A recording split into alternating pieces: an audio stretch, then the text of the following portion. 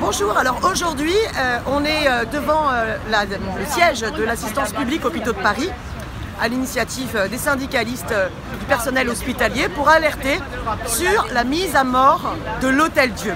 Alors, il faut que je vous explique, l'Hôtel-Dieu il est au cœur de Paris, il est super important. Vous imaginez, on est en situation très problématique d'un point de vue du terrorisme, il faut absolument qu'on ait un hôpital de proximité avec des urgences au cœur de la capitale. Et puisque la ville de Paris et Macron ont décidé d'accueillir les Jeux Olympiques, eh bien, il faudra bien qu'on ait un hôpital avec des urgences en capacité de réagir. Et puis autre chose, un hôpital, c'est l'hospitalité. Quand on sait que le SAMU nous alerte sur le fait qu'il y a 500 enfants qui tous les jours dorment dans la rue à Paris, ici on a plein de places pour pouvoir les accueillir et les mettre à l'abri. Or, le problème, et c'est pour ça que les syndicalistes ont mis ces tombes, c'est que nous sommes en train de tuer l'Hôtel-Dieu. Alors, je vais vous montrer le projet qui est prévu sur ce plan, ici. Vous voyez, là, c'est le plan de l'Hôtel-Dieu. Alors, imaginez-vous que le parvis de Notre-Dame est ici. Il y a un projet de l'île de la Cité qui est de faire en dessous de ce parvis, eh bien, un peu une zone commerciale, un petit peu comme en dessous du Louvre. Bon. Et alors là, vous avez l'hôpital. Ici, il faut savoir que c'était les urgences qui avaient été totalement rénovées à neuf il y a 5-6 ans. Eh bien, toute cette partie en verre va être cédée à la ville de Paris et on ne sait pas pour quel projet. Donc déjà, on était furax parce que c'était un tiers de l'hôpital qui allait être réduit sans politique de soins sur cet espace-là et on ne savait pas ce que ça allait devenir.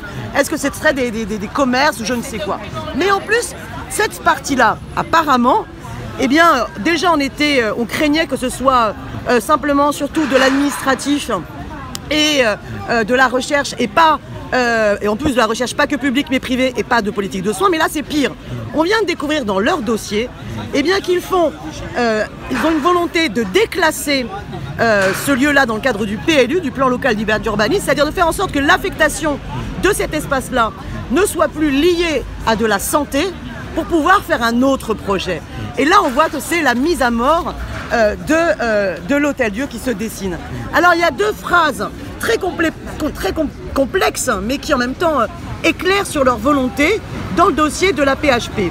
Toutes cessions mises à disposition dans le cadre d'un bail à construire, d'un bien appartenant au domaine public, suppose une décision de déclassement préalable.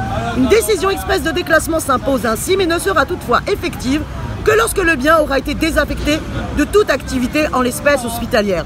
On comprend à la lecture de ces phrases que l'objectif des membres de l'assistance publique Hôpitaux de Paris, qui est présidée par Madame Hidalgo, donc les élus de la ville de Paris ont une pleine responsabilité avec l'État sur ce qu'ils ont envie de faire, eh bien c'est de vider l'Hôtel-Dieu de tous ces personnels hospitaliers et de faire en sorte qu'il y ait peu de politique de soins à l'Hôtel-Dieu.